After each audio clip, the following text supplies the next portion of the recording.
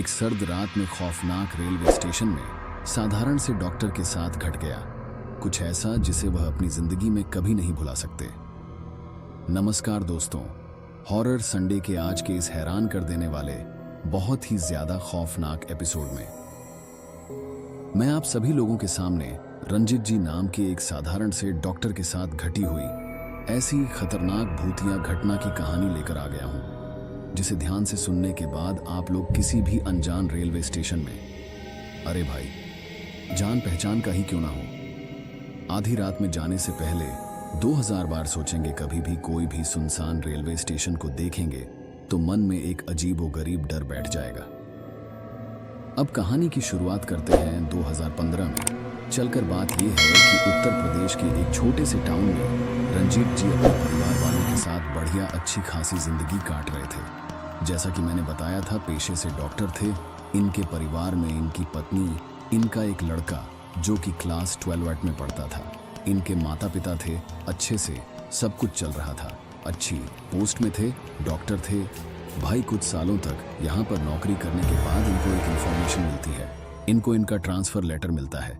कहा जाता है कि आपका यहाँ से ट्रांसफर यहाँ से 50 किलोमीटर दूरी पर स्थित एक गांव में किया जा रहा है।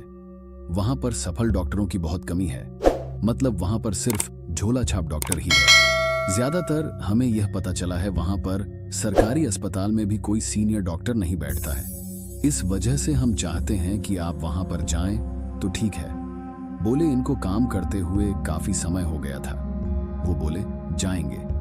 घर वालों को यह बात बताए तो घर वालों ने बोल दिए कि यहाँ से कैसे छोटे गांव में चले जाएं। अपना छोटू है, मतलब रंजित जी के बेटे के बारे में बोले। घर वालों ने बोले इसका स्कूल कैसा होगा, वहां पर छोटी सी जगह में नहीं जा सकते, एक काम कीजिए आप वहां पर रह लीजिए। इन्होंने बोले कि नहीं, मैं अपने परिवार को छोड़कर नहीं रह सकता, मैं अप डाउन कर लूंगा, 50 किलोमीटर तो है, कौन सी बड़ी बात है।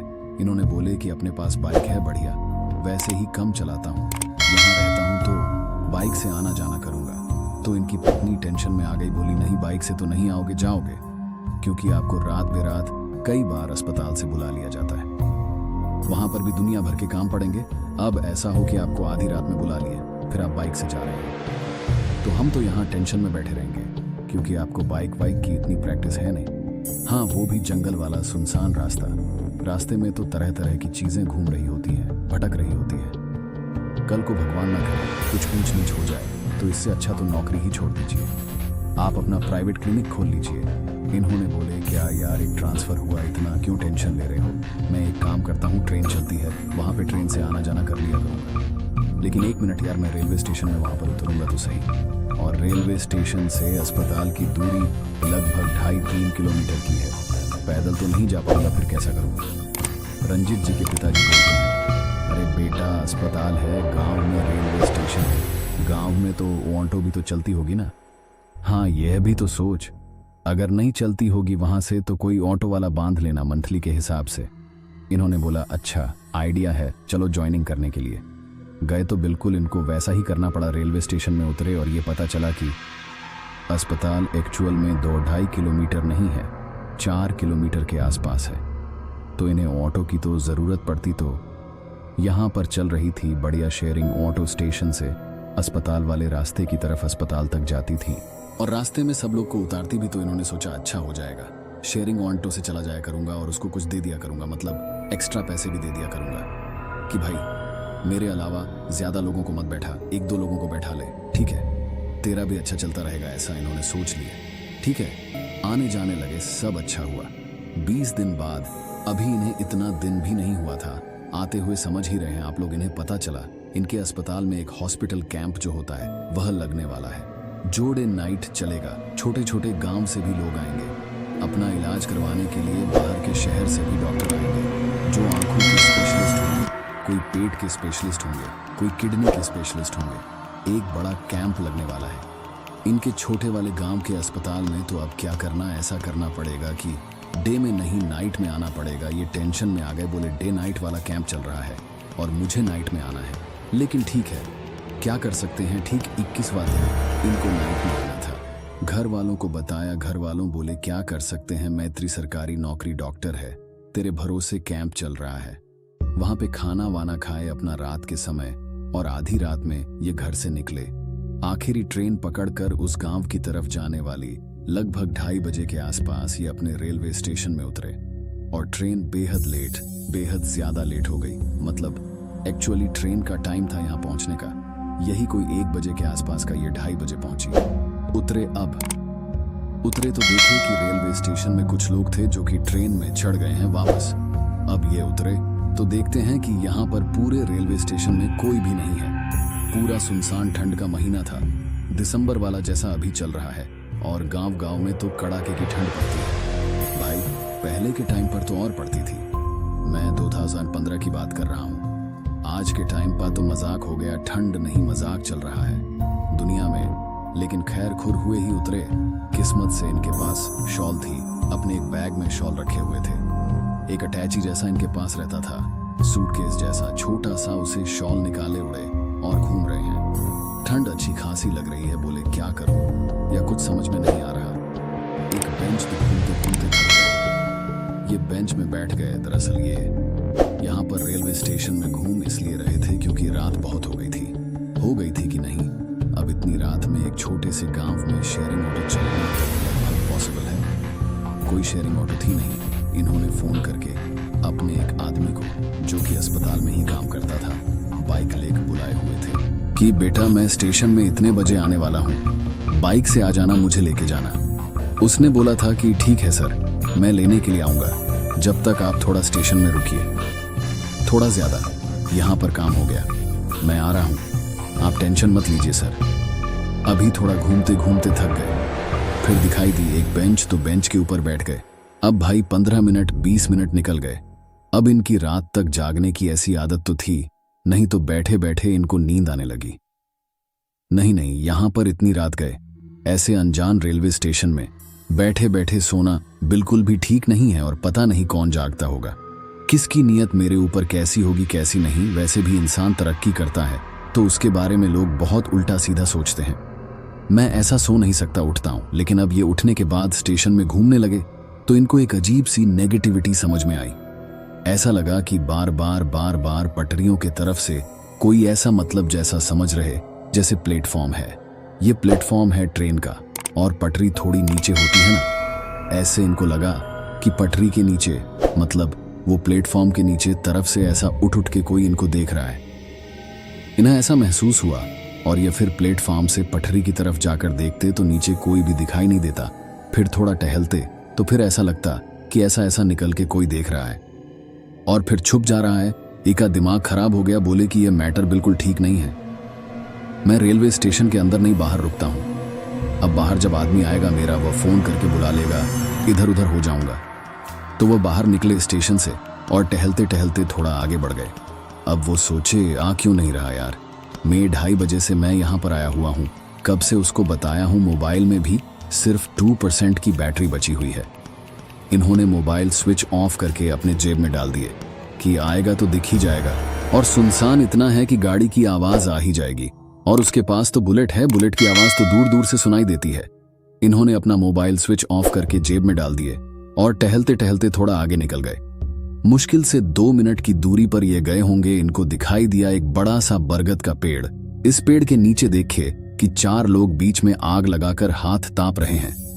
बढ़िया आपने देखे होंगे कि गांव में कैसा, मतलब जब बहुत ज्यादा ठंड होती है तो कैसा आग जला देते हैं, और उसके चारों तरफ लोग बैठ जाते हैं सर्कल बना के, और फिर आग टापते रहते हैं। अच्छा भी लगता है, आपने भी किए होंगे, मैंने भी किए, अपने गांव में अच्छा लगता है। तो लोग कर रहे थे तो इनको देख के थोड़ा सा ऐसा लगा, यार ये वाली लाइफस्टाइल मैंने बहुत समय से नहीं जियो। ठंड भी लग रही है, दुनिया में डॉक्टर है, सर्दी है, हम चाहकर भी ऐसे नहीं जी पाते। ये गांव के नॉर्मल से लोग दिख रहे हैं, मुझे नहीं पहचान पाएंगे। रेपुटेशन की क्या है यार, थोड़ा ठंड ज्यादा लग रही है, बढ़िया हाथ तापू मैं भी इन लोग के जैसे। ये उस तरफ बढ़ने लगे, वो पेड़ की तरफ ये जाने लगे। लेकिन इन्होंने क्या नोटिस किए, जैसे जैसे ये पेड़ के पास पहुंच रहे हैं वैसे वैसे वो जो 4 लोग बैठे हुए हैं उनका कद बढ़ता जा रहा है। आग छोटी रह रही है, कद बढ़ता जा रहा है। ये थोड़ा आगे बढ़ने के बाद रुके और इन्होंने सोचा कि 1 सेकंड इनका कद सही में बढ़ रहा है कि मेरा इल्यूजन है। नींद बहुत आ रही थी, इल्यूजन ही होगा, ऐसे थोड़ी हो सकता है, साइंटिफिकली पॉसिबल नहीं हो सकता कि हम आगे बढ़े और किसी का कद बढ़ने लगे। हाँ, यह मतलब इल्यूजन ही पॉसिबल हो सकता है। तो इल्यूजन ही हो रहा है, ये फिर उस पेड़ की तरफ चलना शुरू कर दिया। लेकिन ऐसा लग रहा है कि अब केवल उनकी हाइट नहीं बढ़ रही है, बल्कि वह पेड़ भी पीछे हटता जा रहा है। ये और चले और पेड़ पीछे हटे, ये और चले और उन लोगों का कद बढ़े। अब ये बार बार रिपीटेटिव इनके साथ हो गया। और जो यहीं पर पेड़ दिखाई दे रहा था, ये वहां तक पहुंच ही नहीं पाए तो इनका सर चकराने लगा। बोले कि नहीं, ये इल्यूजन नहीं है, ये कुछ और गड़बड़ है। ये टाइम डाले हो रहा, क्या हो रहा है? डाले हैं समझ में नहीं आ रहा। इनको ना चक्कर जैसा आने लगा। अचानक से इन्हें वो जो सामने बैठे हुए थे ना उनके पैरों की तरफ देखे, उनके पैर मुड़े हुए थे, बिल्कुल पीछे घूमे हुए थे 180 डिग्री। ये देखकर तुरंत समझ गए कि नहीं, यह सामने जो बैठे हुए हैं यह नॉर्मल लोग नहीं हैं।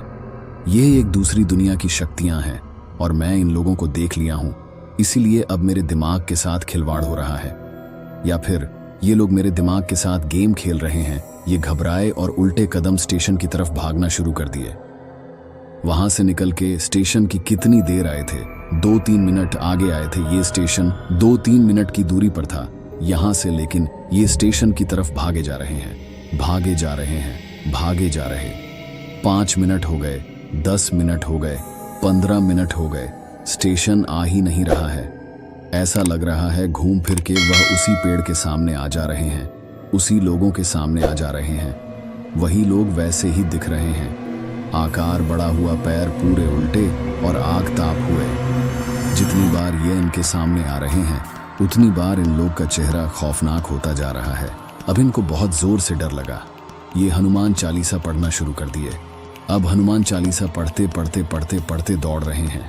फिर अचानक से इनको सामने दिखाई दिया एक बंदर। ये बंदर आकार में बड़ा था। इनको देख के ऐसा इनके सामने खड़ा हुआ, कहां से कूद के आया मालूम नहीं, ई करके दांत दिखाया और एक दूसरे डायरेक्शन में भागने लगा। ये बोले, ये क्या था? इतनी रात गए, एक बंदर मेरे सामने ऐसा क्यों आया, ऐसा क्यों दांत दिखाया? मैं भागता हूं इसके पीछे वसे, मुझे इस जगह से निकलना है। वो बंदर जहां से भी आया होगा वो तो एक ओपन स्पेस होगा ना, वो तो भूल भुलैया नहीं होगी ना। इसलिए इन्होंने अपना नॉर्मल वाला रास्ता, जिस रास्ते से स्टेशन से यहां तक पहुंचे थे, वो वाला रास्ता छोड़कर एक दूसरे रास्ते में बंदर के पीछे दौड़ना शुरू किए। बंदर के पीछे भागे भागे भागे भागे भागे भागे भागे हनुमान चालीसा रिपीट में बोले जा रहे हैं। अचानक से दिखाई दिया उनको, 1 सेकंड, स्टेशन कैसे आ गया? वो बंदर गायब। बंदर लिटरली हवा में गायब हुआ है। ये अपने कदमों की रफ्तार कम कर दी क्योंकि साइड में एक इनको बाइक भी दिखी और बाइक के ऊपर बैठा हुआ एक परेशान सा लड़का भी। ये इस लड़के को जानते थे। ये इनके अस्पताल का ही वह लड़का था जो इनको लेने के लिए आ रहा था। ये भाग के लड़के के पास गया। लड़का बोलता है, सर कहाँ आप? मैं इतनी देर से यहाँ पर खड़ा हूँ, आपका इंतजार कर रहा हूँ। 52 मिनट हो चुके हैं मुझे। आप कहाँ थे और इतने घबराए हुए क्यों दिख रहे हो? और कहाँ से भाग के आ रहे हैं? क्या हुआ? ठीक तो है ना? सब उन्होंने बोले कि नहीं भाई, ऐसा हुआ भी। वो बोलता है, हो ही नहीं सकता, आप बैठिए, बाइक में चल के देखते हैं भला आप किस तरफ से आए हैं। बैठे बाइक में लेके गए ना, उस तरफ वो पेड़ दिखाई दिया और ना ही आगताप हुए वह 4 खौफनाक लोग। उनका दिमाग खराब हो गया सर का। बोले, निकल लो यहाँ से, नहीं देखना है, नहीं दिखाना है कुछ, निकलो, अस्पताल चलो भैया। अब अस्पताल जैसे ही पहुंचे हैं, अपने कैबिन में जाकर बैठे। बोले, भाई पानी वाणी पिलाओ। पानी वाणी पिए। उस लड़के को बुलाया। बोले, क्या है भाई? यहाँ पे तो मुझे आते हुए 21 दिन हुए हैं। तुम तो यहीं पर शुरू से हो क्या? सीन था वो? तुमने भी कुछ ऐसा आभास की हो क्या? स्टेशन के पास कुछ मिलता जुलता उसने बताया। सर बात यह है कि ना जहां पर ये आपको आभास हुआ, जहां पर आप बता रहे थे, उससे कुछ कदम की दूरी पर एक शमशान घाट हुआ करता था। लेकिन वह शमशान घाट ना ऐसा था कि वहां पर ना बहुत सारे तांत्रिक लोग आने लगे थे अलग अलग साधनाएं करने के लिए। कोई शव साधना करने आता, कोई अघोर साधना करने आता। तरह तरह के लोग वहां पर बैठने लगे। वहां पर कुछ आदमखोर भी आने लगे।